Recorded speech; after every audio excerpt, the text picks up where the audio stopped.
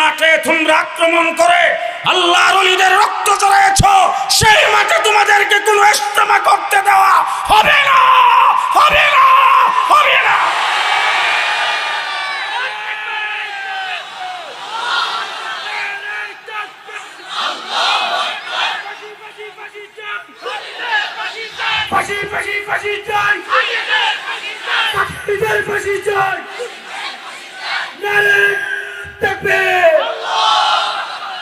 গতকাল যে আক্রমণ হয়েছে তার আগে এই গেটে পুলিশের পাহারা ছিল, সেই পুলিশের পাহারা কারা সেখান থেকে পুলিশকে হটাইছেন তাদেরকেও খুঁজে বের করতে হবে। প্রশাসনের ভিতরে আওয়ামী দূষর যারা গাপ্পি মেরে বসে আছে তাদের আমরা অপসারণ চাই। বাংলাদেশ মুসলমানের দেশ, আস্তে কয়েন মানুষের জন্য না শুনে, দেশটা কার দেশ?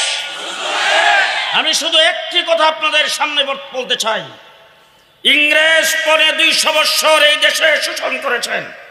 ইংরেজ যখন এই দেশ থেকে বিতাড়িত হয়েছে, দ্বিজাতি তত্ত্বের ভিত্তিতে দেশটা 2 ভাগে স্বাধীন হয়েছে, একটার নাম হিন্দুস্তান, আরেকটা হলো পাকিস্তান।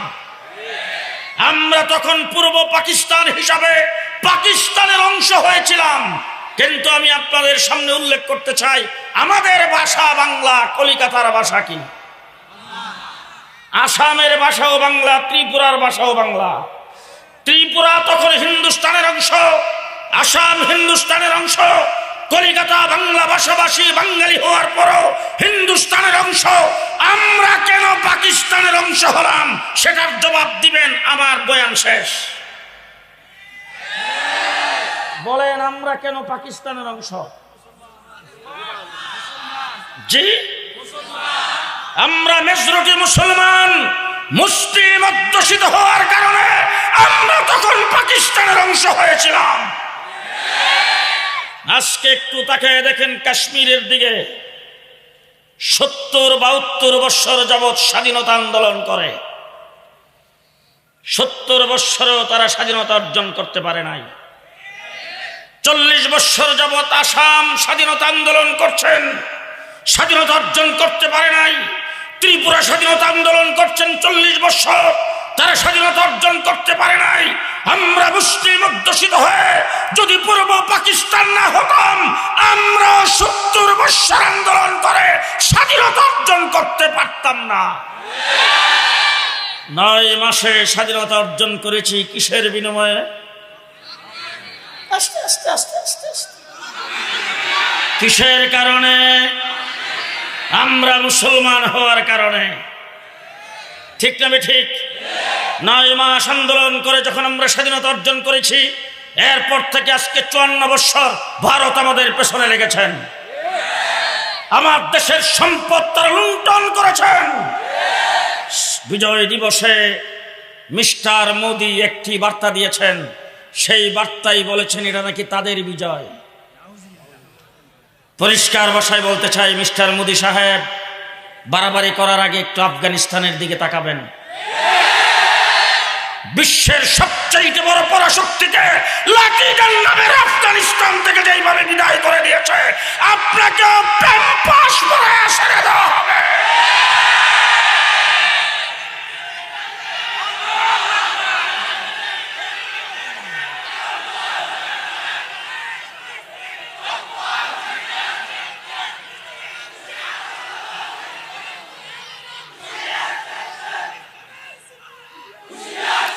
জেনে রাখেন মিস্টার মোদি সাহেব, আপনার রাষ্ট্র বড় হতে পারে, লোক সংখ্যা বেশি হতে পারে, আপনার অস্ত্রের শস্ত্রের শক্তি বেশি হতে পারে, আমাদের সেইগুলি দেখার টাইম নাই। আমরা মুসলমান, মুসলমান হিসাবে আমাদের সেইগুলি হিসাব করার সময় নাই। পরিষ্কার ভাষায় বলছি, আপনারা আমাদেরকে সহযোগিতা করেছেন স্বাধীনতা যুদ্ধে, আপনাদেরকে ধন্যবাদ জানাই। তবে স্বাধীনতার পরে পাকিস্তানিরা যেই সমস্ত জিনিস আমাদের দেশে ফেলে গিয়েছিল সব লুণ্ঠন করে নিয়েছেন। 54 বছরে আমাদেরকে পানিতে মারছেন।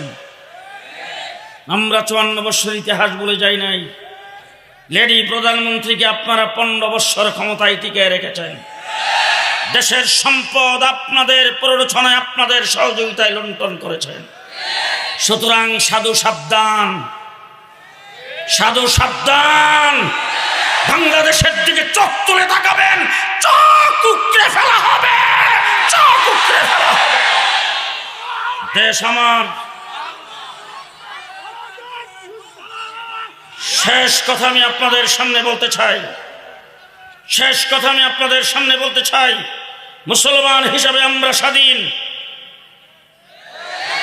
আমরা দেশে ইসলাম নিয়ে থাকতে চাই, আমরা দেশে ইসলাম নিয়ে থাকতে চাই। আমি যখন জেলখানার থেকে বের হলাম 2 বছর পরে ইসলামী ব্যাংক হাসপাতালে চিকিৎসাধীন ছিলাম। আমার ছেলে জামাই তাদের সাথে স্বরাষ্ট্র মন্ত্রণালয় থেকে বারবার যোগাযোগ হচ্ছে, তাড়াতাড়ি হুজুরকে স্বরাষ্ট্রমন্ত্রীর সঙ্গে দেখা করান। আমি অ্যাম্বুলেন্সে করে গেলাম সচিবালয়। এদেশের পুলিশ প্রধান, এসবি, এনএসআই, ডিজিএফআই সহ সমস্ত গোয়েন্দা বাহিনীর প্রধানরা ছিলেন, ঊর্ধ্বতন কর্তৃপক্ষ ছিলেন। সেই জায়গায় তখনকার স্বরাষ্ট্রমন্ত্রী আমাকে নিয়ে বসছেন।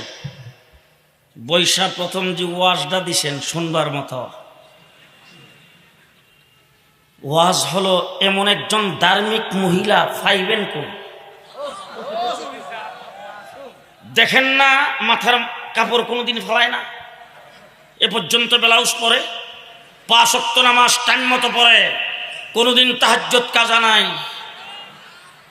ফজরের নামাজের পরে কোরআন তেলাওয়াত না করে যিনি কোনো কাজ করেন না। গণভবন যখন দখল করা হয়েছে, মদের বোতল পাওয়া গেছে, কোরআন শরীফ পাওয়া যায় না। আল্লাহ পাক আমার মনে হয় তাদের কথাই কোরআন শরীফে বলেছেন, وَمِنَ النَّاسِ مَن يَقُولُ آمَنَّا بِاللَّهِ وَبِالْيَوْمِ الْآخِرِ। যারা আল্লাহর উপর ঈমান আনছে, আখিরাতের উপর ঈমান আনছে, আমরা তো মনে করি তারাই মুসলমান। কি বলেন? আল্লাহ সার্টিফিকেটটা কি দেয়? ওয়ামা হুম বিমুমিনিন। তারা মুসলমান, তারা মুমিন না। তাদের কামটা কি? ওই যে এতটুকু পর্যন্ত ব্লাউজ পরছে, মাথার মধ্যে ঘুমটা দিছে, হাতে তসবিহ নিয়া, মাথায় হিজাব পরে, তারপরে শপথ বাক্য উচ্চারণ করেছেন, আর ওই যে বক্তৃতায় দাঁড়ায় বলছে লাকুম দীনুকুম ওয়ালিয়া দীন, বুখারী শরীফের হাদিস। এই যা কিছু করছে সব কিছু মানুষকে, আল্লাহকে এবং মুসলমানদেরকে ধোঁকা দেওয়ার জন্য করেছে। ওমা ইয়াখদাউনা ইল্লা আনফুসাহুম। আসলে তারা আল্লাহকেও ধোঁকা দিতে পারে নাই, মুসলমানকেও ধোঁকা দিতে পারে নাই, নিজেরাই ধোঁকাত পড়ছে। ঠিক না ঠিক? গত 17 বছর যারা বলছেন খেলা হবে, পরিষ্কার ভাষায় বলতে চাই, খেলার মাঠে আমরা ছিলাম। কথা আসতে বলবেন না। জেলে যাওয়ার আগে যেই ভাষায় কথা বলেছি, জেল থেকে বের হয়ে সেই ভাষায় কথা বলেছি। 17 বছর আমরা খেলার মাঠে ছিলাম, কিন্তু দুঃখ এই জায়গায়, তোমরা খেলতে আসো নাই, তোমাদের পুলিশ লীগের অস্ত্রের বিনিময়ে খেলছ। আজকে যখন পুলিশ তোমাদের সাথে নাই, তোমরা না বলতা পালাবো না, এখন গেলা কোথায়? 1.5 মাস রিমান্ডে ছিলাম ডিবি অফিসে। প্রত্যেক দিন আমাকে বলা হতো তুই পাকিস্তানি রাজাকার, তুই পাকিস্তানি রাজাকার, অন্তত 50 বার। 7টা টিম আমাকে জিজ্ঞাসাবাদ করেছেন, রাত্র দিন 24 ঘন্টা, শোয়ার জায়গাও দেয় নাই। আমাদেরকে যখন রুম থেকে বের করা হতো তখন ডান্ডা বিড়ি লাগায় বের করা হতো, আমাদেরকে কোর্টে হাজির করা হতো ডান্ডা বিড়ি লাগায়া, আমাদেরকে ফাঁসির ছেলে আটকে রাখা হয়েছে। আজকে পরিষ্কার ভাষায় বলতে চাই অন্তর্বর্তীকালীন সরকারকে, আজকে যখন দেখি এনওয়ার মেনন সাহেবরা, আজকে যখন দেখি আওয়ামী লুটেরাদেরকে জামায় আদরে আনা হয় কোর্টে, আমাদের তখন রক্তক্ষরণ হয়। পরিষ্কার ভাষায় বলতে চাই, আজকে থেকে তাদেরও হাতে পায়ে ডান্ডা বিড়ি লাগাইতে হবে। জিজ্ঞেস করতে চাই, কাউয়া কাদের 3 মাস কেমনে বাংলাদেশে রইল? কোথায় ছিলেন? আজকে স্বরাষ্ট্র উপদেষ্টার সামনে বলে আসছি, আওয়ামী লীগ চলে গেছে, প্রযুক্তি যাই নাই। আমি নরসিংদী রাত্রে 2:30টার সময় এক সিএনজি পাম্পে দাঁড়াইছি, এক দোকানের সামনে দাঁড়ায় এক কপি পান করতেছি। আমাকে ঊর্ধ্বতন কর্তৃপক্ষে ফোন করে বলেন, এত রাত্রে সিএনজি পাম্পে কি করেন? তাহলে আমাদেরকে সব সময় মনিটর করা হতো।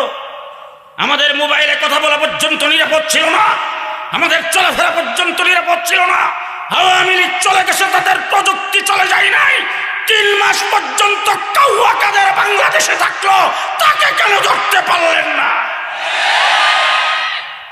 পরিষ্কার ভাষায় বলতে চাই, আওয়ামী লীগ, বিএনপি, জাতীয় পার্টি সহ আওয়ামী বিরোধী যারা, তারা নির্যাতিত হয়েছে। আমরাও স্বীকার করি না, 100 বার স্বীকার করি। তাদের অনেককে ফাঁসির কাস্টে ঝোলানো হয়েছে, তাদের অনেককে ক্রস ফায়ার দেওয়া হয়েছে, তাদের অনেককে গুলি করে হত্যা করা হয়েছে। বৎসরের পর বৎসর তাদেরকে জেলখানে আটকে রাখা হয়েছে, তাদের উপর নির্যাতন হয়েছে। হাজার হাজার মামলা দিয়ে, লক্ষ লক্ষ আসামি দিয়ে তাদেরকে গড়সারা করে রাখা হয়েছে। আমরা সবগুলি স্বীকার করি। কিন্তু যারা এই নির্যাতিত হয়েছেন, সকলকে বুকে হাত রেখে জিজ্ঞেস করতে চাই, আপনাদের 17 বৎসরের নির্যাতন একত্রিত করলে আমার শাপলা চত্বরের এক রাত্রির সমান হবে না। শাপলা চত্বরে আমাদের উপর দিয়ে 1,54,000 গুলি চালানো হয়েছে। এক রাত্রে ইলেকট্রিসিটি বন্ধ করে, অন্ধকার করে, গোটা শাপলা চত্বরে পাখির মতো গুলি করে হাজার হাজার মানুষকে সেখানে হত্যা করেছেন। রাস্তার গাছ কেটে, লাইব্রেরিগুলোতে আগুন দিয়ে, স্বর্ণের দোকানে আগুন দিয়ে আমাদেরকে আমাদের গাড়ি দুষ্টা পেয়েছেন। ঠিক ওই সাদিয়ানি গ্রুপ কালকে এখানে আক্রমণ করার পরে লাইভে দেখাইছে নিজেরা গন্ডগোল করে দোষ আমাদের উপর চাপাইতে আসছে। তাদের মধ্যে আর হাসিনার বাহিনীর মধ্যে কোনো পার্থক্য নাই। সুতরাং হাসিনা গেছে যেইভাবে, ঠিক সাদিয়াও সেইভাবে যাইতে হবে। বাংলার মাটিতে কোথাও তাদের কার্যক্রম চলবে না। রাজি না সবাই? রাজি না সবাই? কে কে রাজি আসেন দিকে হাত তুলে দেখান। বাংলাদেশে তাদের কার্যক্রম চলবে না, সাদিয়ানীদের কার্যক্রম বাংলাদেশে চলবে না। 2 নম্বর কথা বলতে চাই, তারা মাসে, তারা 2 সপ্তাহ কাকরাইল মসজিদে থাকেন। গত রাত্রে যে কাণ্ড ঘটাইছেন, এরপরে কাকরাইল মসজিদে ঢুকার প্রশ্নই আসে না। 3 নম্বর কথা বলতে চাই, তারা আবার ইজতেমা করবে।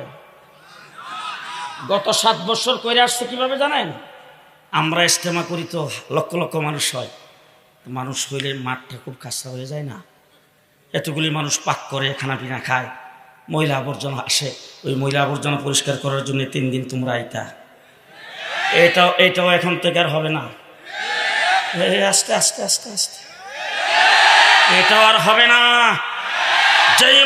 যেই মাঠে তোমরা আক্রমণ করে আল্লাহর ওলিদের রক্ত ঝরাইছ, সেই মাঠে তোমাদেরকে কোনো ইজতেমা করতে দেওয়া হবে না, হবে না, হবে না।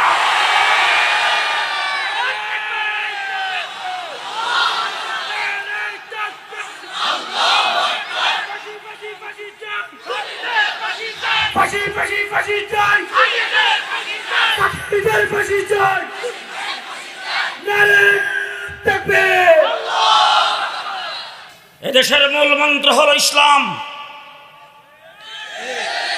যদি তাই হয়ে থাকে, 54 বৎসরের বাংলাদেশ, দেশটা স্বাধীন হওয়ার পরে সর্বপ্রথম আসলো সোনার বাংলা। 74 সনে একজনে বমি করছে, আরেকজনে খাইছে।